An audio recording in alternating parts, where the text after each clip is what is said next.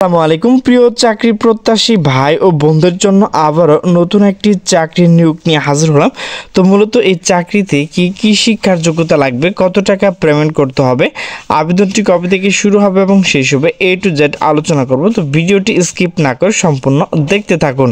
তো নিয়োগটি মূলত প্রকাশ করা হয়েছে গণপ্রজাতন্ত্রী বাংলাদেশ সরকার প্রধান উপদেষ্টার কার্যালয়, বাংলাদেশ বিনিয়োগ উন্নয়ন কর্তৃপক্ষ, বিনিয়োগ ভবন। তো নিয়োগটি প্রকাশ করা হয়েছে 27 ফেব্রুয়ারি 2025। তো মূলত এটি সংশোধিত নিয়োগ। গত 19 মে 2024 তারিখে পত্রিকায় প্রকাশিত বাংলাদেশ বিনিয়োগ উন্নয়ন কর্তৃপক্ষ এর 12 মে 2024 তারিখ এখানে যে স্মারক নংগুলো রয়েছে তো সেগুলো কিন্তু অবশ্যই আপনারা দেখে নেবেন। নিয়োগ বিজ্ঞপ্তি সংশোধন পূর্বক বিডার সাংগঠনিক কাঠামোমুক্ত নিম্নবর্ণিত শূন্য পদ সরাসরি নিয়োগের নিমিত্তে পদের পাশে বর্ণিত শর্তের যোগ্য প্রার্থীর নিকট থেকে অনলাইন এখানে যে ওয়েবসাইট রয়েছে bida.taytalk.com.bd এই ওয়েবসাইটে ঢুকে কিন্তু আপনাকে আবেদনটি করতে হবে। তো অনলাইন ব্যতীত কিন্তু এই আবেদনটি গ্রহণযোগ্য হবে না। তো প্রথমে রয়েছে পদের নাম, এরপর হচ্ছে বয়স সময়সীমা, পদের শূন্য পদ সংখ্যা, এরপর প্রয়োজনীয় শিক্ষার যোগ্যতা অভিজ্ঞতা। তো প্রথমে রয়েছে সিস্টেম অ্যানালিস্ট। তো এখানে কিন্তু প্রার্থী 40 বছর পর্যন্ত আবেদন করতে পারবেন। তো এখানে কিন্তু একজন লোক নেওয়া হবে কোনো স্বীকৃত বিশ্ববিদ্যালয় হতে computer science, computer and engineering, electrical বিষয় কিন্তু সার্টিফিকেট থাকতে হবে। এরপর হচ্ছে প্রোগ্রামার। তো এখানে প্রার্থীকে অবশ্যই 35 বছর হতে হবে। এখানে একজন লোক নেওয়া হবে কোনো স্বীকৃত বিশ্ববিদ্যালয় হতে computer science, computer and engineer বিষয়ে সার্টিফিকেট থাকতে হবে। এরপর হচ্ছে সহকারী পরিচালক। তো এখানে কিন্তু 16 জন লোক নেওয়া হবে কোনো স্বীকৃত বিশ্ববিদ্যালয় হতে ন্যূনতম দ্বিতীয় শ্রেণী বা সমান CGPA স্নাতক ডিগ্রি হতে হবে। এখানে কিন্তু কম্পিউটার বিষয়ে অভিজ্ঞতা এবং দক্ষতা থাকতে হবে। এরপর হচ্ছে হিসাবরক্ষক কর্মকর্তা। তো এখানে কিন্তু একজন লোক নেওয়া হবে। প্রার্থী 32 বছর পর্যন্ত আবেদন করতে পারবেন।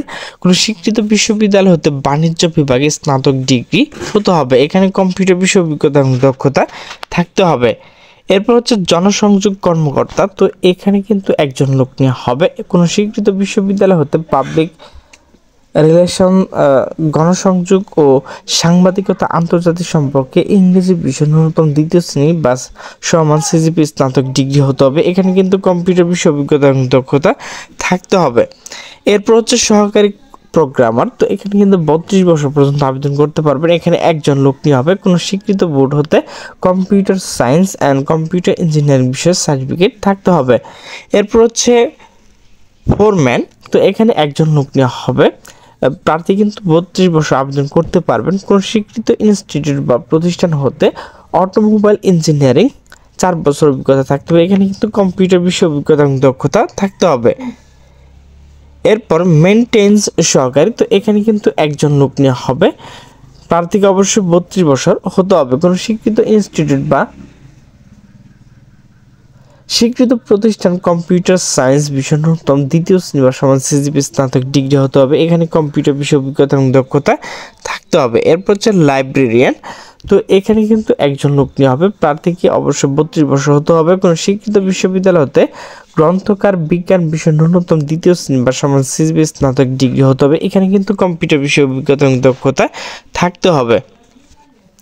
এরপর হচ্ছে অডিটর। তো এখানে 2 জন লোক নেওয়া হবে। 32 বছর আবেদন করতে পারবেন কোনো স্বীকৃত বিশ্ববিদ্যালয় হতে বাণিজ্য বিভাগ ন্যূনতম দ্বিতীয় শ্রেণী বা সমান CGPA স্নাতক ডিগ্রি হতে হবে। এখানে কম্পিউটার বিষয়ে অভিজ্ঞতা এবং দক্ষতা থাকতে হবে। এরপর হচ্ছে বিনিয়োগ সহকারী। তো এখানে কিন্তু 32 বছর আবেদন করতে পারবেন। এখানে 24 জন লোক নেওয়া হবে কোনো স্বীকৃত বিশ্ববিদ্যালয় হতে ন্যূনতম দ্বিতীয় শ্রেণী বা সমান CGPA স্নাতক ডিগ্রি হতে হবে। এখানে কম্পিউটার বিষয়ে অভিজ্ঞতা এবং দক্ষতা থাকতে হবে।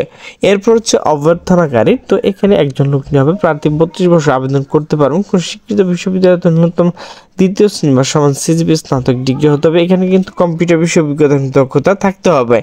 এরপর হচ্ছে ফটোগ্রাফার। তো এখানে একজন লোক নেওয়া হবে। প্রার্থী 32 বছর আবেদন করতে পারবেন কোনো স্বীকৃত বিশ্ববিদ্যালয়তে ন্যূনতম দ্বিতীয় শ্রেণী বা সমান CGPA স্নাতক ডিগ্রি হতে হবে।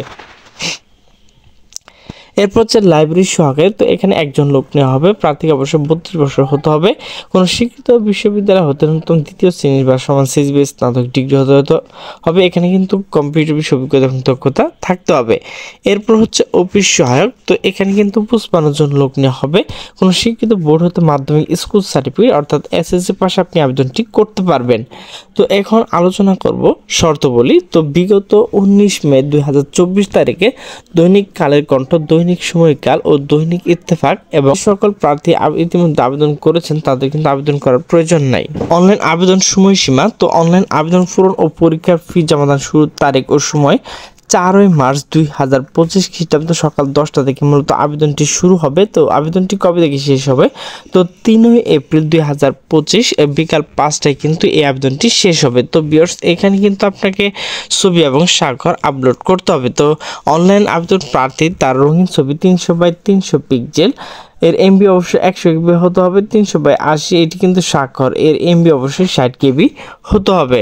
তো SMS প্রেরণ নিয়মাবলী ও পরীক্ষা ফি প্রদান, তো যে কোনো টেলিটক প্রিপেড মোবাইলের মাধ্যমে 2টি SMS করে বিজ্ঞপ্তি 1 থেকে 6 নং ক্রমিকের পদের জন্য পরীক্ষার ফি বাবদ 200 টাকা, টেলিটক সার্ভিস চার্জ 23 টাকা সহ মোট 223 টাকা 72 ঘন্টার মধ্যে পেমেন্ট করতে হবে। এরপর 7 নং ক্রমিক বর্ণিত পরীক্ষা ফি বাবদ 200 টাকা, টেলিটক সার্ভিস চার্জ 23 টাকা সহ মোট 223 টাকা। এরপর 8 থেকে 9 নং ক্রমিকের জন্য 150 টাকা, টেলিটক সার্ভিস চার্জ 18 টাকা সহ 168 টাকা।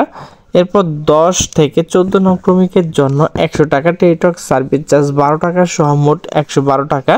এরপর ক্রমিক 15 নাম্বার আবেদন ফি 50 টাকা, টেলিটক সার্ভিস চার্জ 6 টাকা সহ মোট 96 টাকা 72 ঘন্টার মধ্যে পেমেন্ট করতে হবে।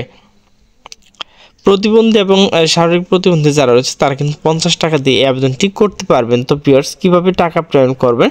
তো এখানে দেখেন প্রথম SMS রয়েছে, এরপর এখানে দেখেন দ্বিতীয় SMS রয়েছে, এই দুটো দেখে কিন্তু আপনারা নিজে নিজে টাকা পেমেন্ট করতে পারবেন। তো ভিউয়ার্স, আমার ভিডিওটি যদি ভালো লাগে তাহলে অবশ্যই লাইক কমেন্ট শেয়ার করবেন। সকলে সুস্থ থাকবেন, ভালো থাকবেন, আল্লাহ হাফেজ।